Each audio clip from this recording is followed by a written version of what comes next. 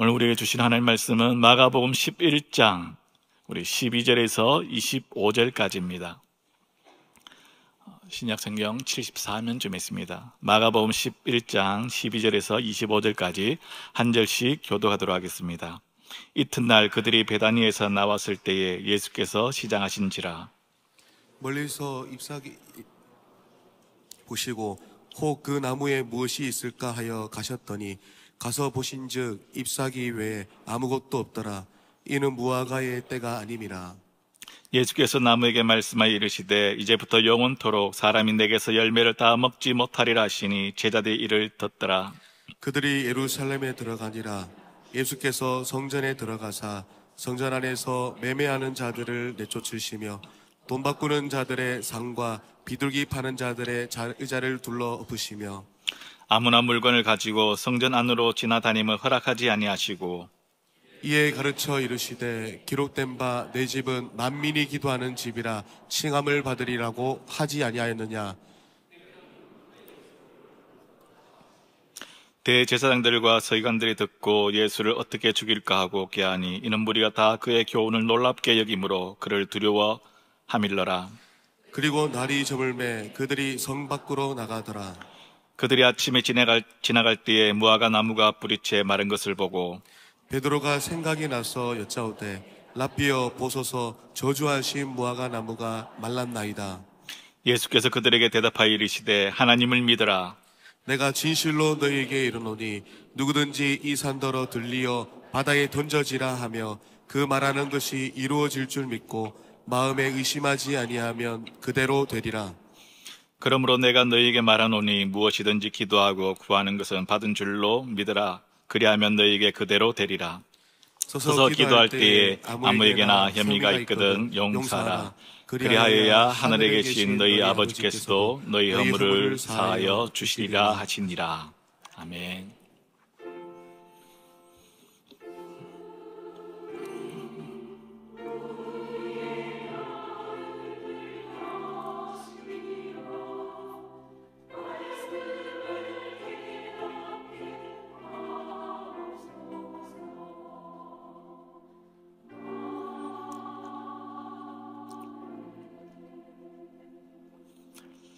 네, 우리 앞뒤 좌우로 인사할까요? 사랑합니다. 축복합니다.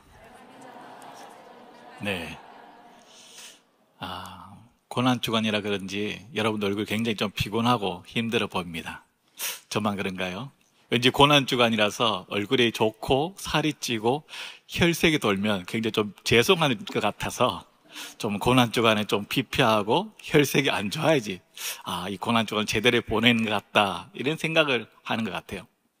분명한 것은 이 고난주간에 정말 십자가를 더 묵상하고 주님의 그 사랑을 깨달아 아는 우리 모든 성도님들 될 수 있기를 소망합니다. 여러분 예수님의 그 마지막 일주일 그 행적을 아십니까? 오늘 우리가 읽었던 본문은 바로 예수님께서 종료주일, 이제 예수님께서 예루살렘 입성하시고 난 이후 그 다음 월요일과 화요일에 등장하는 그 사건입니다. 예수님께서 주일에 나귀 새끼를 타고 예루살렘에 입성하게 됩니다. 그리고 성전을 둘러보시고 저녁에 베다니로 가십니다. 그리고 월요일날 이제 베다니에서 나오실 때에 무화과 나무를 보시고 예수님께서 저주하십니다. 그리고 성전에 들어가서 성전을 청결케 합니다. 그리고 둘째 날 화요일날 예수님께서 그 무화과 나무 그 교훈을 말씀하시고 성전에서 종교 지도자들과 논쟁을 하는 것입니다. 그리고 수요일 날은 산헤드린과 종교 지도자들이 예수님을 죽일 음모를 꾸미고 유다가 예수님을 넘기는 대가로 은 30을 받게 되는 것입니다. 목요일은 예수님께서 제자들과 유월절 만찬을 하시고 겟세마네 동산 가서 기도를 하게 됩니다. 그리고 금요일 자정이 넘어서 예수님께서 붙잡히게 되는 것입니다. 그리고 안나스 거기서 먼저 재판을 받고 산헤드린 공회가 예수님을 신문하고 다시 빌라도에게 보냅니다. 빌라도가 신문하고 헤롯 안디바에게 다시 보내죠. 헤롯 안디바가 다시 신문하고 최종적으로 빌라도에게 보내고 빌라도는 어쩔 수 없이 사형 선고를 내립니다. 그리고 예수님은 금요일 날 오전 9시에 십자가에 달리시게 되고 6시간 오후 3시에 예수님께서 이제 돌아가시게 되는 것이죠. 오늘 본문은 이제 월요일과 화요일 걸쳐진 사건인데요. 예수님께서 오늘 보시면 베다니에서 나오실 때 무화과 나무를 보시는 것입니다. 그리고 오늘 그리고 이 무화과 나무를 저주하시고 뒤에 보시면 무화과 나무를 교훈하십니다. 그 중간에 무엇이 있습니까? 성전을 청결하는 그 사건이 있는 것이죠. 12절에서 14절까지는 무화과 나무를 저주하시고 15절에서 19절까지는 성전을 청결케 하는 사건이 나오고 20절부터 25절까지 또 무화과 나무의 교훈을 하는 것이죠. 그래서 어떤 학자는 이 성전을 청결한 사건이 잘못 들어가 있는 게 아닌가 이렇게 말하는 학자도 있습니다. 그런데 무화과 나무의 저주와 이 성전을 청결케 하는 사건은 아주 깊은 관련이 있는 것입니다. 자, 무화과 나무의 저주의 발단은 이렇습니다. 우리 12절과 13절 한번 같이 읽겠습니다. 시작. 이튿날 그들이 베다니에서 나왔을 때에 예수께서 시장하신 자라 멀리서 잎사귀 있는 한 무화과 나무를 보시고 혹 그 나무에 무엇이 있을까 하여 가셨더니 가서 보신즉 잎사귀 외에 아무것도 없더라. 이는 무화과의 때가 아님이라. 예수님께서 베다니에서 나왔을 때 시장하신 거예요. 그리고 무화과 나무를 어떻게 합니까? 저주를 하게 되는 것이죠. 13절을 자세히 보시면 어떻게 합니까? 무화과 나무를 보시고 잎사귀에 열매가 무엇이 있을까 하여서 기대하고 갔는데 열매가 없는 것이죠. 그러면서 예수님께서 이 무화과 나무를 저주하게 됩니다. 어떻게 보면 예수님께서 배가 아무리 고파도 그렇지 그 배고픈 걸 인해서 이 무화과 나무를 저주하느냐, 제자들은 이해가 되지 않을 겁니다. 근데 더욱 우리를 혼란스럽게 하는 것은 무엇입니까? 13절 끝에 보시면 이는 무화과의 때가 아니라는 것이죠. 무화과 나무의 이 수확 시기는 보통 8월에서 9월입니다. 6월절은 4월이라는 것이죠. 무화과 열매의 그 수확 시기도 아닌데, 때가 아닌데 이 열매를 바라는 거, 이거 뭔가 잘못된 거 아닌가 이렇게 말한 사람이 있습니다. 여러분, 무화과 나무는 특성상 잎사귀와 열매가 같이 맺힌다고 합니다. 그래서 원래는 8월, 9월에 무화과 나무를 수확하지만 4월, 6월 달에도 잎사귀가 많으면 거기에는 설익은 열매가 맺힌다는 것이죠. 그래서 잎사귀가 무성했기 때문에 예수님께서 가서 저기에는 분명히 뭔가 설익은 열매라도 있을 거라고 생각했는데 가서 보니까 어떻습니까? 없다는 거예요. 그리고 예수님께서 무화과 나무를 저주하는 것입니다. 여기서 중요한 것은 때입니다. 때. 무화과 나무의 때가 아니라. 여러분, 성경에서 이 때라는 것은 오늘 본문에 보시면 시간대를 이렇게 두 개의 단어를 사용하고 있습니다. 헬라어로 보시면 크로노스와 바로 카이로스라는 단어를 사용하는데요. 우리가 한 달, 두 달, 1년, 2년 시간적으로 사용할 때는 때를 어떻게 씁니까? 바로 크로노스라는 단어를 씁니다. 그런데 오늘 이 때는 카이로스라는 단어를 사용하고 있다는 것입니다. 즉 하나님의 특별한 때를 말할 때 이 카이로스라는 단어를 사용하는 것입니다. 성경에 보면 때가 참에 하나님의 아들을 보내사라는 구절이 있습니다. 즉 이것은 시간적인 때가 다 되었다는 것이 아니라 그 당시에 정치적인 배경과 지리적인 배경과 그 모든 상황 가운데 하나님께서 정확하게 일할 시점이 되었다는 것이죠. 그 모든 것들이 다 갖춰졌을 때 하나님께서 일하시는, 간섭하시는 때를 바로 카이로스라고 말하는 것이죠. 즉 오늘 이 본문에서 무화과의 때라는 것은 바로 일반적인 시간적인 그 물리적 시간이 아니라 바로 상징성을 띠고 있다는 것입니다. 즉 예수님께서 이 무화과 나무의 저주 사건을 통해서 상징적으로 그들에게 말씀하는 것이 있다는 것입니다. 여러분, 무화과 나무와 포도나무는 종종 구약에서 이스라엘로 상징되는 것입니다. 특히 이 무화과 나무는 이스라엘 백성들을 뜻하지만 이 당시에 종교 지도자를 대표한다고 말할 수 있습니다. 그렇다면 잎사귀가 무성하고 열매가 없는 무화과 나무를 저주했는데요. 그럼 잎사귀가 무성한 무화과 나무를 저주했다는 것은, 열매가 없다는 것은 무엇을 말하는 것일까요? 이스라엘 백성들 겉으로 보기에는 아무런 문제가 없습니다. 너무나 그럴듯해 보입니다. 즉 형식은 갖추어져 있는 것이죠. 겉모습은 갖추고 있는데 내용이 없다는 것입니다. 알맹이가 없다는 것이죠. 껍데기밖에 남아있지 않다는 것입니다. 이스라엘 백성들에게 있어서 신앙의 본질이 빠져버린 것입니다. 그들은 여전히 시간 되면 하나님 앞에 예배를 잘 드립니다. 헌금도 잘합니다. 기도도 잘합니다. 그런데 그들의 삶에 열매가 없다는 것입니다.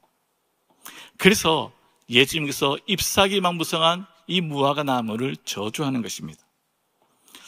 오늘 이 말씀을 보면서 우리 자신을 한번 돌아보셔야 합니다. 우리 역시 어쩌면 교회를 오래 다니고 신앙생활 오래 했지만 어쩌면 잎사귀만 무성한 열매가 없는 삶을 살아가고 있지 않는지 우리를 보셔야 됩니다. 여러분, 우리의 교회에서 많은 것들을 합니다. 근데 정말 우리의 삶 속에 열매가 있는지 돌아보셔야 하는 것이죠.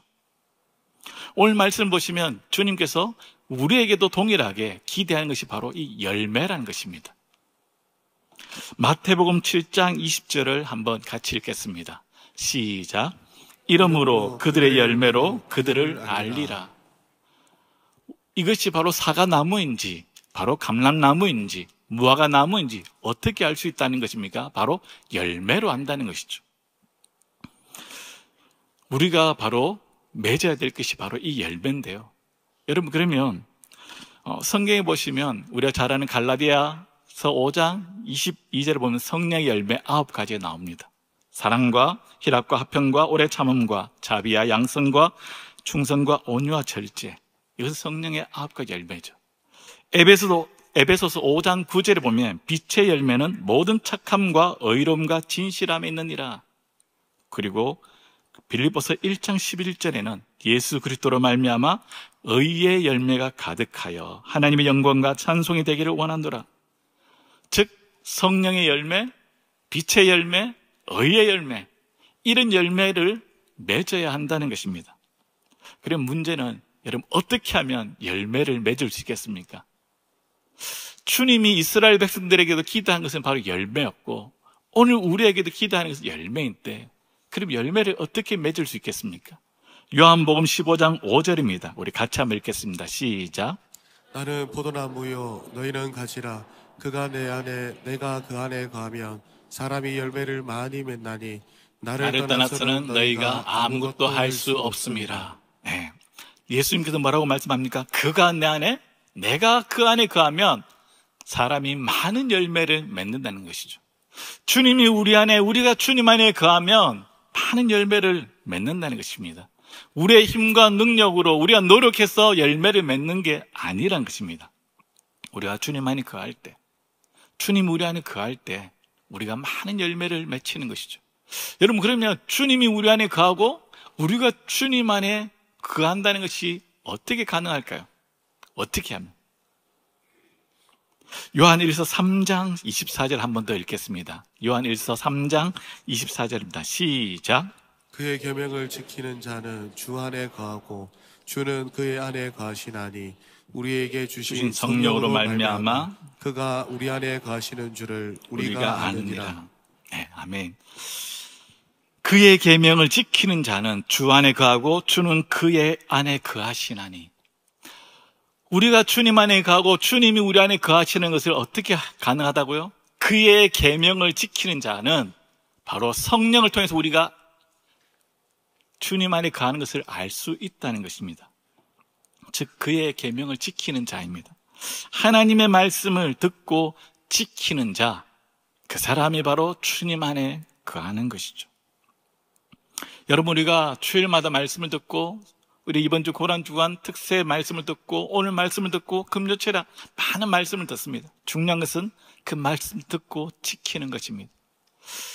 저는 이게 한 주간 고난주간 지내면서 우리가 잘 아는 갈라디아서 2장 20절 말씀을 제 나름대로 다시 한 번 더 마음에 새기고 묵상하고 있습니다. 우리가 잘 아는 말씀인데요. 내가 그리스도와 함께 십자가에 못 박혔나니 그런즉 이제는 내가 사는 것이 아니요 오직 내 안에 그리스도께서 사시는 것이라. 이제 내가 육체 가운데 사는 것은 나를 사랑하사 나를 위하여 위하여 자기 자신을 버리신 하나님의 아들을 믿는 믿음 안에서 사는 것이라. 제가 이렇게 생각한 것은 내가 그리스도와 함께 십자가에 못 박혔다는 것입니다. 여러분, 이 고난 주간을 지내면서 우리는 십자가를 묵상하면서 하나님께서 나를 너무나 사랑하셔, 하나님의 그 사랑이 너무나 놀라워, 이것을 생각하는 것이죠. 그런데 왜 주님이 십자가에 달리셨는지 한 번 더 생각하셔야 되는 것이죠. 왜 주님 십자가에 달리셨나요? 왜 십자가에 죽으셔야만 했나요? 바로 우리의 죄악이라는, 우리는 예수 그리스도와 함께 십자가에 못 박았어요. 우리 옛자를 십자가에 못 박았습니다. 그럼에도 불구하고 어떻습니까? 예수께서 내 안에 이 옛자가 살아나는 것이죠. 어제 축구를 했잖아요. 제가 봤을까요, 안 봤을까요? 보고 싶었지만 참았습니다. 고난주간. 어쨌든 이런 것들, 우리가 하고 싶은 것들, 내가 하고 싶은 것들, 이런 것들이 있는 거죠. 저는 이렇게 고난주를 맞이하면서 그전에는 저도 이렇게 우리 모든 사역자들도 그렇고 저 자신도 괜찮은 사람인 줄 알았어요. 제가 뭐 특별히 죄를 짓겠습니까? 나는 아무런 문제가 없다고 생각했어요. 근데 오늘 갈라디아서 2장 20절 말씀을 계속 묵상하면서 참 내 안에 참 너무나 큰 죄악을 보게 되고 여전히 나는 참 형편없는 놈이구나 알게 되는 거예요. 여전히 내 고집과 내 주장과 내 생각과 남들보다 인정을 받아야 되고 이 모든 것들이 자꾸 올라가는 거예요. 내 자아가 십자가에 못 박았으면 꿈틀거리지 않는데 아니라는 거예요. 계속해서 이 올라오는 것들이 너무나 많이 보는 거예요. 여러분, 우리 안에 있는 것들, 이 모든 것들이 십자가에 못 박아야 되는 것이죠. 우리는 하나님의 은혜라고 말하면서 교묘하게 자신을 자랑하는 것을 보게 되는 것이죠. 앞에서는 괜찮다고 말하면서 뒤로 마음으로 사람을 미워하고 정죄하는 것, 그게 바로 죄였더라고요. 끝으로는 어째요? 물론 다 그런 거 아닙니다. 꼭 한두 사람 있잖아요. 정말 안 맞는 사람들. 그런데 그런 나를 위해서 주님이 십자가에 달려 죽으신 거예요. 여러분, 오늘 이 말씀 보면서 다시 한번 이 고난주를 통해서 우리가 주님의 그 사랑을 확인하는 것도 중요하지만 내가 그리스도와 함께 십자가에 못 박혔나니 우리의 옛자와 우리 모든 것들이 주님의 십자가에 못 박기를 소망합니다.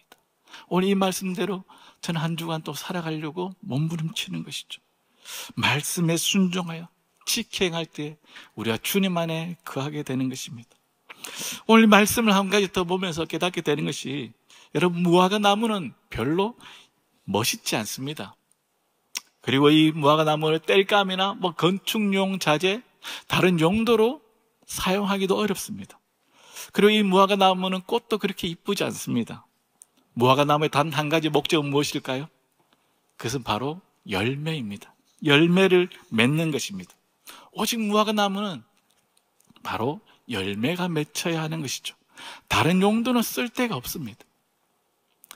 여러분, 우리가 그리스도인으로 이 땅에 존재하는 그 이유가 무엇입니까? 우리의 유일한 목적이 무엇입니까? 우리에게 있는 그 내 자신이 피울 수 있는 그 꽃, 남들이 인정해주는 화려하고 멋있는 꽃을 피우는 것이 아니라는 것이죠. 우리에게는 열매를 드러내야 하는 그런 목적이 있습니다.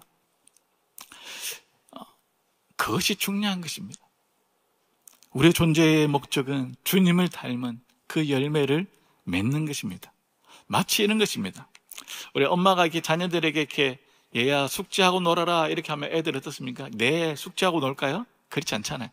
실컷 놀다가 숙제하려고 하잖아요. 근데 실컷 놀다가 숙제를 할까요? 잘 안 하죠. 실컷 놀다가 숙제 말고 다른 걸 합니다. 이게 미안하니까 설거지 좀 하고 집안 청소 도와주고 엉뚱한 걸 막 하는 거예요. 그래 엄마가 좋아할까요? 아니죠. 숙제를 하는 게 중요합니다. 근데 숙제를 하지 않고 집안 청소를 하고 설거지를 하고 막 심부름했다고 해서 엄마는 좋아하지 않아요. 엄마가 시킨 거, 그걸 하는 것이 중요한 것이죠. 우리가 이 땅 위에 존재하는 그 이유가 마찬가지입니다. 다른 모든 것들 하는 것이 아니라 주님의 뜻대로 사는 것이고 우리를 부르신 그 목적대로 살아가는 것, 예수 그리스도를 그 닮은 그 열매를 우리의 삶 속에 맺히는 것, 그것이 중요한 것이죠. 여러분 소요리 문답 1물 아십니까? 잘 아실 텐데 사람의 제일 된 목적이 무엇인가? 그리고 답은 바로 사람의 제일 된 목적은 하나님을 영화롭게 하는 것과 그를 영원토록 즐거워하는 것, 우리가 이 땅에 살아가는 것, 하나님을 영화롭게 하는 것, 주님이 우리를 부르실 때 그 부르신 뜻대로 주님의 그 목적대로 살아가는 것 뿐만 아니라 그분을 즐거워하고 그분을 높이고 그분을 예배하는 삶, 이것이 우리의 이 땅에 존재하는 이유와 목적이라는 것이죠. 다른 것들을 잘하는 게 중요한 게 아니에요. 하나님께서 우리에게 말씀하시고 우리에게 이렇게 살라고 하는 것, 이 세상에서 성공하고 뭔가 떵떵거리면서 사는 것이 아니라 그렇게 못 살지라도 경건하고 말씀을 믿고 믿음대로 살아가는 것, 조금 부족해도 괜찮다는 거예요. 조금 느려도 괜찮다는 거예요.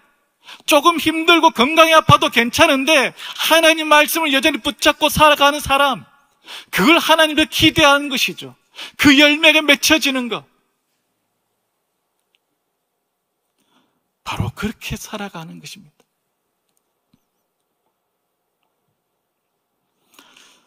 오늘 이스라엘 백성들이 바로 잎사귀가 무성하고 열매가 없는 것, 그들의 삶의 대표적인 것이 바로, 대표적으로 드러난 것이 바로 이 예루살렘 성전입니다. 15절 보시면 예수님께서 어떻게 합니까? 예루살렘에 들어가니라. 예수께서 성전에 들어가서 성전 안에서 매매하는 자들을 내쫓으시며 돈 바꾸는 자들의 상과 비둘기 파는 자들의 의자로 둘러 엎으시며. 우리 17절 같이 읽겠습니다. 시작. 이에 가르쳐 이르시되 기록된 바 내 집은 만민이 기도하는 집이라 칭함을 받으리라고 하지 아니하였느냐. 너희는 강도의 소굴을 만들었도다 하시매. 예수님과 성전에 있는 그 모든 상인들을 다 내쫓으십니다. 상을 다 엎고 예수님과 17절에 이렇게 말씀하시죠. 너희가 내 집은 만민이 기도하는 집인데 이것을 강도의 소굴로 만들었다, 이렇게 말씀하는 것이죠. 구약에 있는 이사야 56장 7절의 말씀과 바로 예레미야 7장 11절의 말씀을 인용한 것입니다. 예수님께서 성전 본래의 기능을 내 집은 모든 만민이 기도하는 집이라, 성전은 하나님을 예배하고 하나님을 만나는 곳인데 이곳이 바로 대제사장과 결탁해서 상인들이 바로 폭리를 취하는 강도의 소굴로 만들었다는 것이죠. 여러분 이 말씀 보시면 강도의 소굴로 만들었다, 이 만들었도다, 이 동사가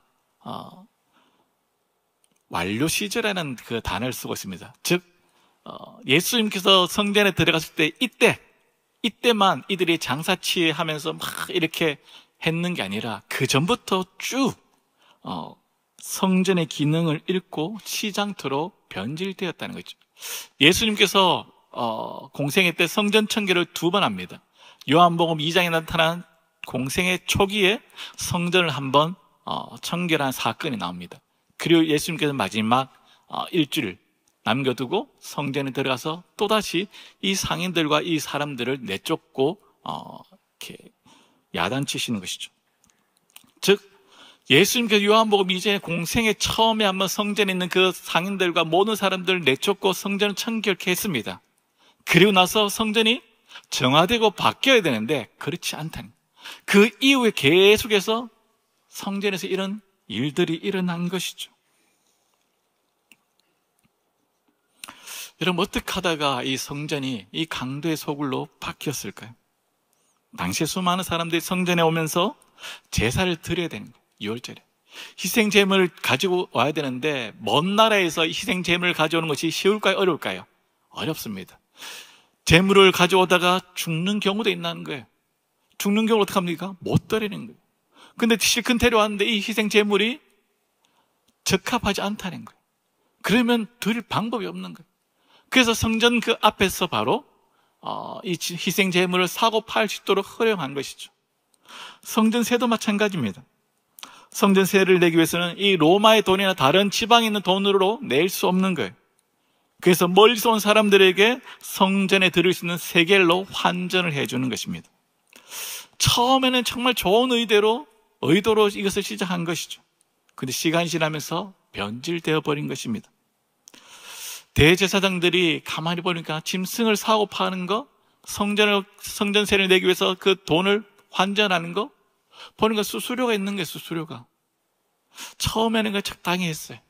근데 시간이 지나서 어떻게 됩니까? 폭리를 취하는 것이 폭리를. 어떻게 하면 좀 더 많은 이익을 남길 수 있을까 생각하게 되는 것이죠. 즉, 그들의 신앙의 본질을 잊어버리고 자신의 욕심을 채우기에 급급한 삶을 살아가는 것입니다. 이들이 바로 잎사귀만 무성하고 열매가 없는 삶인 것입니다. 성전 청결 사건은 하나님께 예배드리고 거룩해야 할 성전이 타락하면서 하나님의 권세를 위임받은 메시아 대신 예수님께서 이것을 심판하시는 것입니다. 외식적이고 형식적인 성전이 몰락될 것이라고 예수님께서 말씀하시는 것입니다. 여러분, 예루살렘 성전이 이게 변질되어지는 거 2000년 전에만 있었을까요? 아니요. 오늘날도 이렇게 될 수 있다는 거예요. 교회 안에 이런 위험한 요소들이 있을 수 있습니다. 2000년 전에 예루살렘 그 성전에 있는 그 거룩함이 세상을 향해서 흘러가야 되는데 세상에 잘못된 것이 교회로 들어오는 것이죠. 세상의 그 방법과 가치관과 세상의 그 욕심들이 교회 안에 들어와서는 안 된다는 것입니다. 교회가 세상을 따라가서도 안 되는 것이죠. 여러분, 어떤 사람은 이렇게 말합니다. 결과만 좋으면 되지. 결과만 좋다고 세상에 있는 모든 방법을 다 교회 안에 가져와서는 안 된다는 거예요. 시작할 때 동기를 보셔야 되죠. 의도가 좋을 수 있습니다. 동기, 그리고 과정과 수단과 방법, 결과, 이 모든 것들이 아름답고 선해야 하는 것이죠. 우리 시작은 좋게 하면서 결과는 좋지만 중간의 과정과 수단과 방법은 엉망인 경우가 있다는 거예요. 그래서는 안 된다는 것이죠. 우리 교회의 본질은 무엇이 늘 생각해야 되는 것이죠. 교회는 하나님이 주인인 곳입니다. 교회는 하나님을 만나고 하나님 예배하는 곳이죠.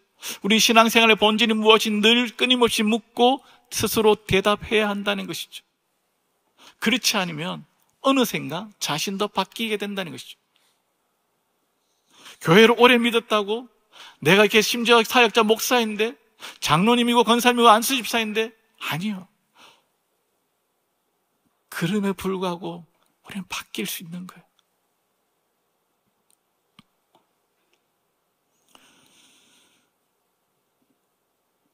그리고 나서 예수님께서 21절을 보시면 20절은 이렇게 말씀합니다. 그 다음날 예수님께서 아침에 지나갈 때 무화과 나무가 뿌리 채 마른 것을 보고 베드로가 생각이 나서 21절에 여짜되 랍비여 보소서 저주하신 무화과 나무가 말랐나이다. 22절은 예수께서 그들에게 대답하여 이르시되 하나님을 믿으라. 무화과 나무를 예수님께 저주하셨고 그 다음날 무화과 나무가 말랐습니다. 그리고 베드로가 예수님께 묻죠. 선생님, 저주하신 무화과 나무가 말랐습니다. 그랬더니 예수님께서 뭐라고 대답하십니까? 22절에 보시면 그들에게 대답하여 이르시되 하나님을 믿으라. 약간 좀 뭔가 이렇게 문맥이 좀 생뚱맞은 것 같아요. 이해가 되지 않습니다. 여러분, 마른 무화과 나무, 이스라엘 그 생명력을 잃어본 껍데기밖에 남지 않은 이스라엘, 그들의 그 원인은 무엇입니까? 하나님을 믿는 그 믿음이 결여된 것입니다. 형식만 남은 이스라엘, 그리고 성전의 기능이 무너지고 본래의 그 기능을 잃어버리고 장사치로 가득 차고 강도의 소굴이 된 성전은 무너질 것이라는 것이죠. 그럼에도 불구하고 이 모든 것 가운데 새로운 성전을 세우실 하나님을 믿느냐는 것이죠. 이런 종말의 때에 제자들에게 말한 것이죠. 성전이 무너질지라도 그럼에도 불구하고 이런 상황일지라도 너희가 해야 될 것은 바로 하나님을 굳게 믿는 것이다. 하나님을 믿으라는 것이죠. 성전이 무너진 그 현실 속에서도 너희가 해야 될 것은 하나님을 굳게 믿고 신뢰해야 된다. 주위 상황과 환경을 믿지 말고 오직 하나님만 믿으라는 것입니다. 주위에 일어나는 그 일들로 인해서 요동하지 말라는 것입니다. 그러면서 끝까지 하나님을 향한 그 믿음을 가지라고 말씀하는 것입니다. 하나님을 향한 그 믿음을 가진 사람은 어떻습니까? 바로 기도하는 것입니다. 23절을 보시면 이렇게 말씀합니다. 내가 진실로 너에게 이르노니 누구든지 이 산대로 들리어 바다에 던져지라 하며 그 말하는 것이 이루어질 줄 믿고 마음에 의심하지 아니하면 그대로 되리라. 하나님을 믿으면 성전이 지금 무너졌지만 성전이 없을지라도 믿고 기도하라는 거예요. 당시에는 성전에 와서 늘 기도했습니다. 근데 성전이 무너지면 어떻게 해요? 기도는 어디서 하지? 어떻게 하지? 성전이 무너졌을지라도 기도하라고 말씀하는 것이죠. 하나님을 믿느냐? 그러면 기도하라는 거예요. 그리고 기도하고 믿고 기도하면 받을 줄로 믿으라는 것입니다. 의심하지 말라는 것이죠. 그러면서 야고보서 1장 6절도 동일하게 우리에게 말씀하고 있습니다. 오직 믿음으로 구하고 조금 더 의심하지 말라. 의심하는 자는 마치 바람에 밀려 요동하는 바다 물결 같으니. 믿음으로 구하고 의심하지 말라는 거예요. 우리가 하나님 믿는다면 믿음으로 구하고 의심하지 말라는 거예요. 그러면 분명한 것은 기도의 응답이 언제 이루어질지를 모르지만 하나님의 뜻에 맞다면 그 기도는 이루어진다는 것입니다. 때는 우리가 정하는 것이 아니라는 거죠. 반드시 그 기도가 이루어진다. 그때를 자꾸 우리는 이때라고 생각하니까 우리가 기도해놓고 실망하는 거예요. 때를 내가 정해서는 안 되는 거죠. 우리가 하나님의 기도하고 그 기도가 하나님의 뜻에 맞으면 하나님의 때에 응답되는 것입니다. 그러면서 기도할 때에 25절을 보시면 아무에게나 혐의가 있거든 용서하라. 기도할 때에 아무에게나 누구에든지 혐의가 있으면 용서하라는 거예요. 기도할 때 누군가에게 좀 싸움이 있고 그 사람과 용서를 해야 될 일이 있으면 용서하라는 거예요. 기도할 때 마음속에 거리끼는 것이 없어야 한다는 것입니다.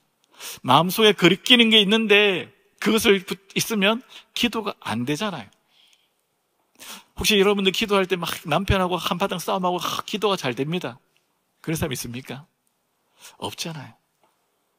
자녀에게 막 화를 내고 막 분노를 표출하고 기도가 너무 잘 된다.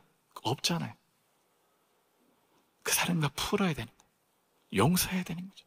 마음에 거리끼는 것이 없어야지 기도가 되는데 거리끼는 게 있는데 그것이 남아있는데 기도하면 안 되는 것이죠. 예수님께서 그렇게 말씀하십니다. 기도할 때 마음속에 거리끼는 거 혐의가 있거든 용서하는 풀라는 것이죠. 그러면 그 기도는 응답된다는 것입니다. 여러분 오늘 말씀을 마무리하면서 예수님께서 이스라엘 백성들에게 기대한 것은 잎사귀가 아니라 바로 열매였습니다. 우리에게도 동일합니다. 주님이 기대하는 것은 바로 열매입니다. 내가 오랫동안 우리 집은 모태신앙이고 교회를 오래 다녔고 그것이 중요한 것이 아니라 내 삶에 정말 주님 앞에 자랑할 그 열매가 있는지 돌아보셔야 됩니다. 우리의 삶에 잎사귀만 무성하고 열매가 없다면 우리는 회개하고 돌이켜야 됩니다. 그리고 우리가 주님 안에 거할 수 있도록 주님이 내 안에 거할 수 있도록 말씀을 지켜 행하는 자가 되어야 하는 것입니다.